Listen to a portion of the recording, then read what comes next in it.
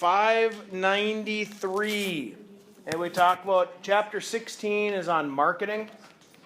And this is how we market our business. There's a lot of different ways that we're going to talk about marketing. But the first section is on opinion surveys. And I've had to do this a couple times where I've been given or sent something in the mail where I've given they have a survey on what kind of products you use, what's your opinion on it, and all that other kind of stuff. And a couple years ago, I had one of them where it was on TV, like what shows I watch. And they gave me, in the envelope, they gave me a $20 bill just for filling this thing out for a week and then sending it back in. So everything else was already done. All I had to do was just chart down what I watched each day, and that was it. And I got $20 for it just because.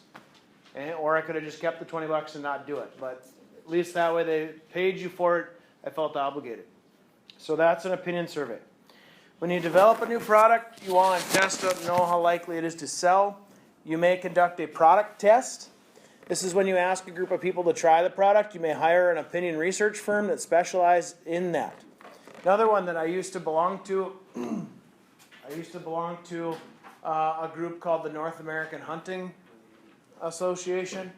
And they sent me, one time it was a new buck knife that they wanted to test out. So they sent me the knife to try for that hunting season, and then I had to submit a survey and what I thought of it. And that's all I had to do, and then I got to keep the knife for nothing. You like it? Okay, it was okay. Wasn't any different than the other ones I've had, so it wasn't, it didn't really do anything special. Other than it folded down, so it wasn't like I didn't have to have it sheathed all the time. So, but as far as the next part of it goes, panels of volunteers try the product and respond in an opinion survey. An opinion research firm tabulates the answers to questions and submits tables of results to you. It's important to note that the use of surveys and statistics in making inferences and valid arguments do have some limitations, because you can always make the stats look the way you want them to. As far as the formula for this one goes, percent of particular response is what you're going to find. And you equal to the number of times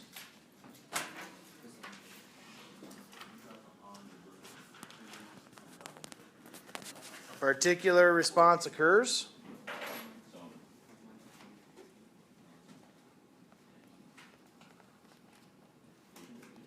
divided by the total number of responses. For example, I could have done this yesterday with your test. I could have looked at how many of you for number 1 chose letter A. That's a particular response.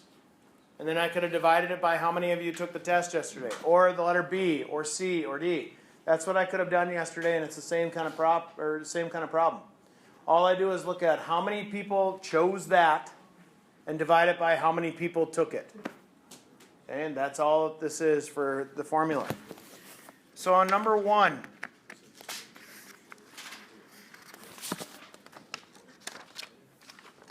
it says, use the Countryside Cereal Company opinion survey in example 1 to determine the percent of total responses that rated the cereal as good. So when you look at number 1, the opinion survey is on page 593. If I look at the opinion survey, they separate it into different age groups. But I'm looking at just the row that says good. Quentin, how many said the word good? 348. So I have 348 people in particular chose good out of how many people were surveyed total, Quentin? 2,600. Thank you. So 348 divided by 2,600 is what decimal? 0.133846 and so on, right? Now, when we do this, this is not the percentage. Remember, that's the decimal equivalent. So I need to move it 2 spaces over, and it's about 13.4%. So if I was basing it on just good, 13.4% of the people said it was good. And that's probably not all that great, right? That's number one. Number two says, how many people were under 18? How many people in the age group column were under 18? 240 people were under the age of 18 out of how many people total again? 2,600. So what's 240 divided by 2,600? How much percent? 9 or 9.2 if you go to a tenths after you've moved it. Okay, now, as a cereal company, if you only ask people that are above the age of 18 whether or not it's going to be good for them or not, or whether you're going to like it or not, and base all that whole thing off of what you guys think if you're under the age of 18, is that very good marketing? If I'm going to look at trying to come up with a new Lucky Charms cereal, for instance, am I going to want to survey a bunch of adults on it? No. Probably not, because they have opinions. Like, there's too much sugar in this for my kid and all that kind of stuff. So you would want to do, on taste, people under the age of 18. Okay? Number 3, how many people rated the cereal poor? According to the chart, how many people said poor? 51 out of how many people total? 2,600. So when I look at the percentage for that, when I divide it, how much percent is it? Roughly.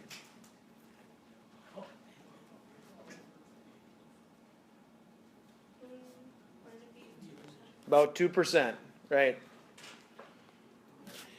And then when they look at how many people were over 40 years old, how many people were over 40? 36. Try again. Wait. Just over 40.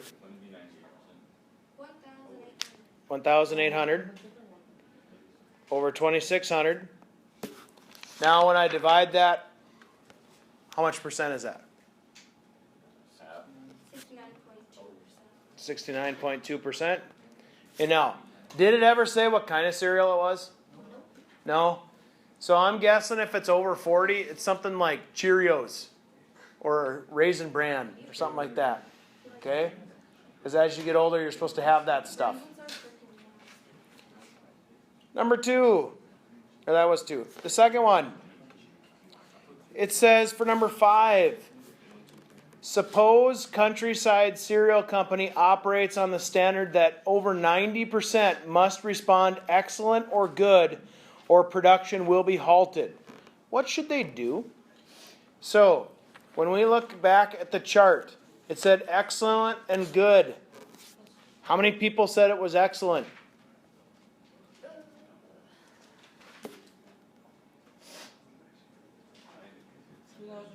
$2,080. How many said it was good? 348. Good. So, if I added those two numbers together, what's 2,080 plus 348?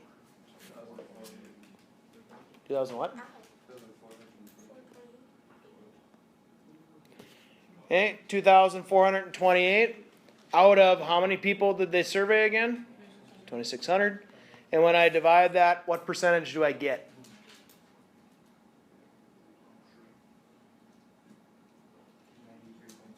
93.3%. So, Quentin, let me ask you a question. If it said that they operate over 90%, they continue. If they don't, if it's not over 90%, they're going to stop production on it. So what should they do? Continue. Yep, they need to keep going. Because they have, right now, a 93% rating.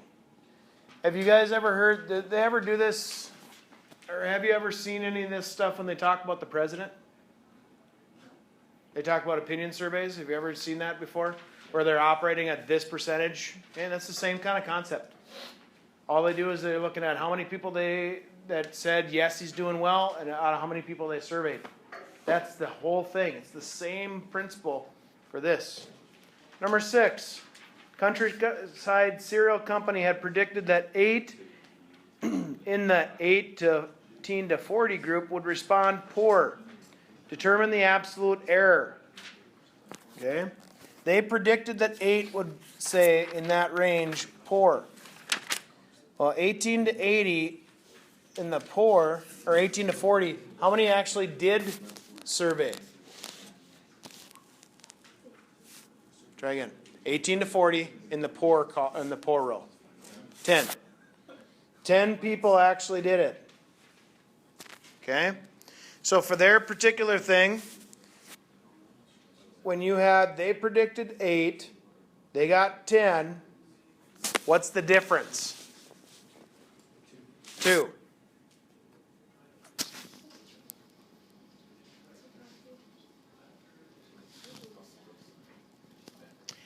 For number 7, it wants you to determine the relative error.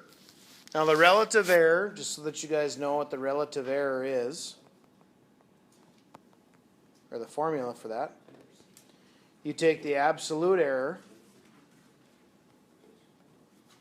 and by the way, all I did to find the absolute error is I just subtracted what they predicted from what they actually got. That's all it was. Divided by the actual response. So the absolute error was 2. They actually responded with 10.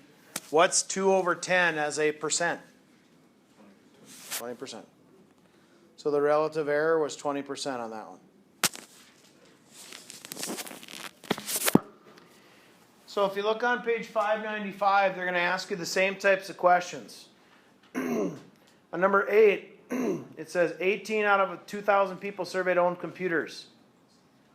Or sorry, 1,800 out of 2,000 people surveyed owned computers. What percent of the total people surveyed owned computers? So be very careful. I almost fell into the trap of not reading the question right.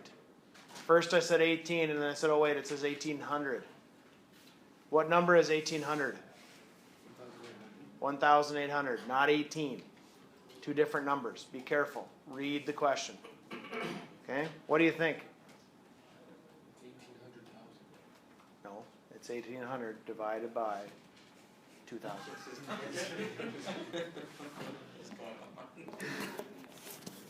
So on page 594 to 595,